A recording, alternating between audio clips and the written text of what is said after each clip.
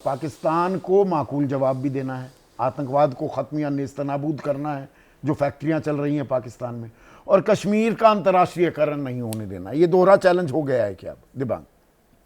हाँ, ये आप जो बात कर रहे हैं ये सही है कि हम लोग इसको किस तरह से निपटते हैं हम पर हैं, लेकिन जो बात आप कर रहे थे पहले, और मेरे ख्याल से उस पर ज़्यादा गंभीरता से सोचना चाहिए सबको, वो कि क्या न्यूक्लियर हथियार इस्तेमाल होंगे, क्या न्यूक्लियर हथियारों की जो धमकी है वो सही है। इसमें अगर आप देखें तो 2019 में जो पिछली बार जब खींचतान हुई थी, तो माइक पोम्पियो की किताब है नेवर गिवन इंच, 2019 फरवरी में वो हनोई में थे, उनको आधी रात को जगाया गया, उन्होंने भारत के एक मंत्री से बात की, भारत के मंत्री ने उनको बताया, ये उनके मेमोआर में है कि भाई यहाँ मामला बहुत ख़राब है और पाकिस्तान अपने न्यूक्लियर वेपन रेडी कर रहा है।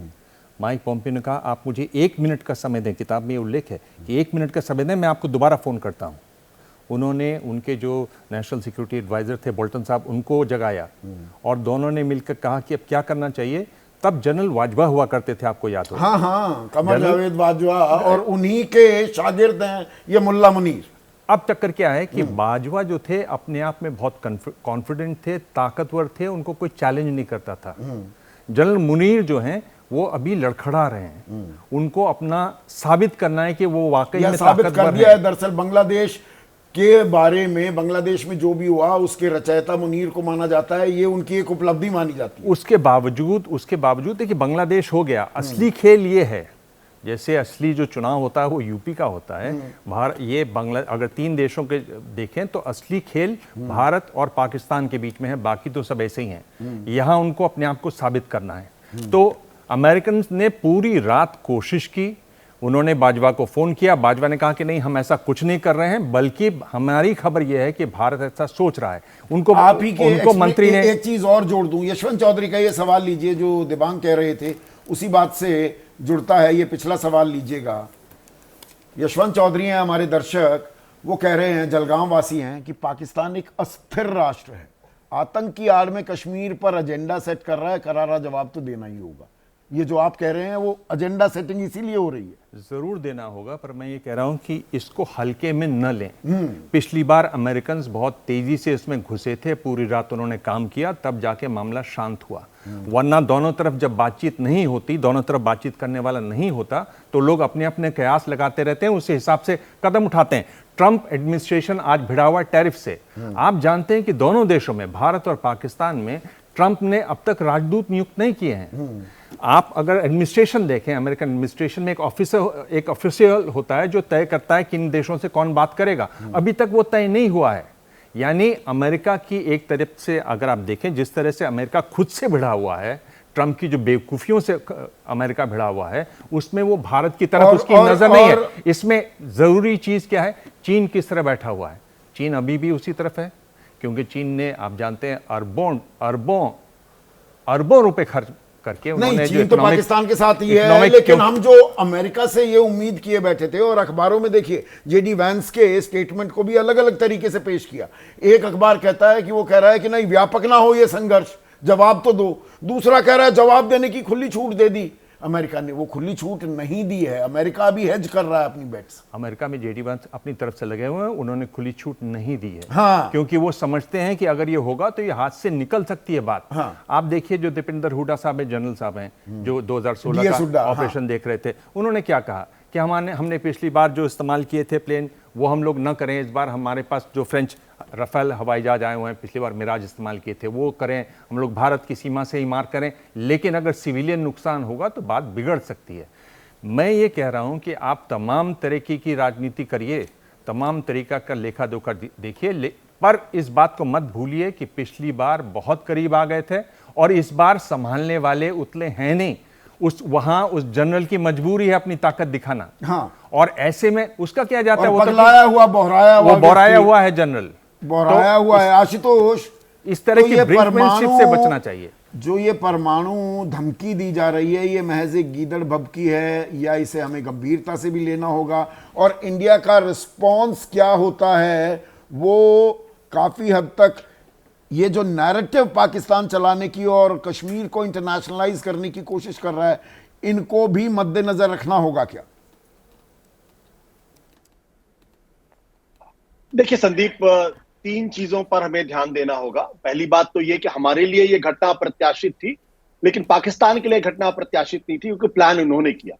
जब उन्होंने इतनी बड़ी घटना प्लान की है तो जाहिर सी बात है उन्होंने उसके कॉन्सिक्वेंसेस के बारे में भी सोचा होगा और उसका रिस्पॉन्स भी उन्होंने सोचा होगा। तो पहली बात यह है। दूसरी बात यह है कि पाकिस्तान आज की तारीख में, हम माने ना माने, एक न्यूक्लियर परमाणु संपन्न देश है। तीसरी चीज ये कि, और जो सबसे महत्वपूर्ण चीज है, वो चाइना आज उनके साथ है, और चाइना बहुत मजबूती के साथ है। चाइना के जो विदेश मंत्री है कई बार बयान दे चुके हैं कि they are committed to preserve the sovereignty of the Pakistan. अब जब चाइना उनके साथ है तो इसका मतलब यह कि आपको पाकिस्तान को हल्के में बिल्कुल नहीं लेना चाहिए। और इसलिए मेरा मानना यह है कि अब जो लड़ाई के बारे में हम बात कर रहे हैं कि हमारे टैंक चले जाएंगे, हवाई जहाज चला जाएगा, वो सब चला जाएगा, मॉडर्न वॉरफेयर अब उस तरीके से होने वाला नहीं है। एक वॉरफेयर का जो नया तरीका है, साइबर वॉरफेयर, तो उसमें उसकी भी तैयारी हमें देखनी पड़ेगी। दिक्कत कहां पे है? दिक्कत इस बात को लेकर यह है कि हमारे यहां जिस तरीके से युद्धोन्माद पैदा किया जा रहा है वो गलत है। सरकार के ऊपर किसी भी तरीके का कोई दबाव, कोई इमोशनल दबाव नहीं होना चाहिए, क्योंकि अगर हमें जवाब देना है तो हमें, जैसे कि जब मानेक शॉ से इंदिरा गांधी ने कहा अप्रैल के महीने में 1971 में कि हमें जंग लड़नी है, तो मानेक शॉ ने उनसे कहा कि अगर आप अभी जंग की बात करती तो मैं इस्तीफा दे देता हूं। और फिर उन्होंने कहा, जब मिसेस गांधी ने कहा कि नहीं, इस्तीफे की कोई बात है, आप मुझे बताइए कब कब होना चाहिए, तो उन्होंने कहा मुझे कुछ वक्त चाहिए। और 6 महीने से ज्यादा का वक्त उन्होंने लिया, और अंत में 3 दिसंबर 1971 में जब लड़ाई शुरू हुई तो दुनिया को मालूम है कि दुनिया ने क्या किया। उस वक्त भी भारत के ऊपर खतरा, तो हम 10 दिन हो गए, 12 दिन हो गए, इसकी चिंता क्यों करते? हम 3 महीने बाद जवाब देंगे। लेकिन जब माकूल ऐसा जवाब दें कि पाकिस्तान फिर अपने आप को संभाल ना पाए, इसलिए मुझे कहना है कि हमारे लिए राफेल, मिराज, इसका कोई खास मतलब नहीं। मतलब इस बात का है कि जो जवाब हो वो डिसाइसिव हो, वो जवाब हो कि पाकिस्तान को फिर समझ में आ जाए कि हम जो कुछ करने जा रहे हैं दिक्कत है। और तीसरी बात यह है कि चाइना का जो एंगल है उसको हमें नहीं छोड़ना चाहिए। नहीं, इसमें एक और बात है, आपकी बात ये बिल्कुल वाजिब है आशुतोष, वो समय, वक्त, तरीका, रणनीति वो सरकार तय करे। हमें कोई जल्दबाजी नहीं है, ना हम कोई यहाँ पर सरकार के सामने कोई एजेंडा पेश कर रहे हैं। पाकिस्तान को जवाब तो देना है, इसमें तो कोई शक व शुबा नहीं है। पर उस जवाब में सबसे अहम कड़ी वो 4 आतंकी जिन्होंने इस आतंकवाद को, इस वहशाना हरकत को अंजाम दिया, वो कहाँ गए? 12 दिन हो गए, वो आतंकी कहाँ खो गए? उनको पकड़कर दुनिया के सामने हम पेश करें, जैसे कसाब को पेश किया था। इररिफ्यूटेबल एविडेंस हम जब पेश करेंगे, पाकिस्तान तो आधा वैसे ही खत्म हो जाएगा। देखिए संदीप, मैंने कहा ना कि जब उन्होंने उस आतंकी घटना को अंजाम दिया तो उसका फॉलो अप एक्शन भी उन्होंने तय कर रखा होगा। कहां से भागना है, कहां से एग्जिट करना है, कहां से निकल जाना, उन्होंने प्लान कर रखा। सवाल उन 4 आतंकियों को पकड़े जाने का है ही नहीं। सवाल यह, पूरी दुनिया को यह मालूम है कि पाकिस्तान आतंक की जड़ है, पाकिस्तान ने यह कराया है। पाकिस्तान जो है वो वहां पे हाफिज सईद जैसे लोग बैठे हुए हैं, जैश ए मोहम्मद का गढ़ है, वो लश्कर तैयबा का गढ़ है। तो जब तक आप आतंकवाद की जड़ पर अटैक नहीं करेंगे, और आतंकवाद की जड़ पर अटैक करने का मतलब ये कि पाकिस्तान की नाभि में आपको अटैक करना होगा। पाकिस्तान को जब तक ये समझ में नहीं आया कि जो स्टेट पॉलिसी परस्यू कर रहे हैं वो एक खतरनाक, ये पिछला सवाल मैं लीजिए। इस बार इसको ज्यादा खतरनाक इसलिए मानता हूं क्योंकि, हाँ, जो इस बार में ज्यादा खतरनाक इसलिए मानता हूं क्योंकि वो जो 2 नेशन की थ्योरी लेकर आए हैं और जिसको वहां की सरकार ने भी एंडोर्स किया है। हाँ, उनकी पर सरकार ने वो भी यहाँ endorse पर किया। और जो कश्मीरी ये अवाम ने ideological खास frontier और बढ़ाने की नेताओं ने भी, यहाँ पर मैं उमर अब्दुल्ला, फारूक अब्दुल्ला, असदुद्दीन ओवैसी का भी जिक्र करूंगा। एक आखिरी सवाल पर, देखिए जनता का जो मानस होता है उसको भी सरकारें कई बार नजरअंदाज नहीं कर सकती हैं। ईश्वर दास कुंडल हैं, दिल्ली वासी आशुतोष, वो कह रहे हैं देश की जनता का धैर्य खत्म होता जा रहा है, कब तक ये मौखिक युद्ध चलेगा या फिर कोई ठोस कदम भी उठाया जाएगा? मैं फिर से कह दूं, हम वॉर मॉन्गरिंग नहीं कर रहे हैं, पर ये जनता का मानस जो है इसे भी तो एड्रेस करना सरकार की कई बार मजबूरी हो जाती है। मैं कुंडल साहब को यही कहूंगा कि वो जनरल समीर कुलकर्णी पे ये बात छोड़ दें। हालांकि अब तो रिटायर हो गए हैं, लेकिन उनके जैसे बहुत सारे काबिल लेफ्टिनेंट जनरल्स होंगे जो प्लान कर रहे होंगे।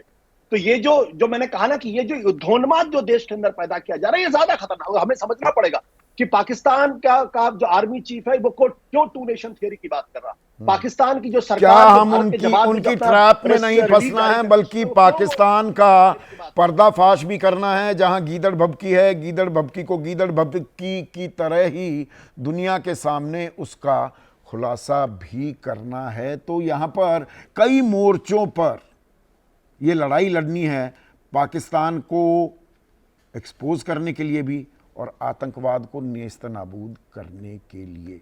आज सीधा सवाल में बस इतना ही।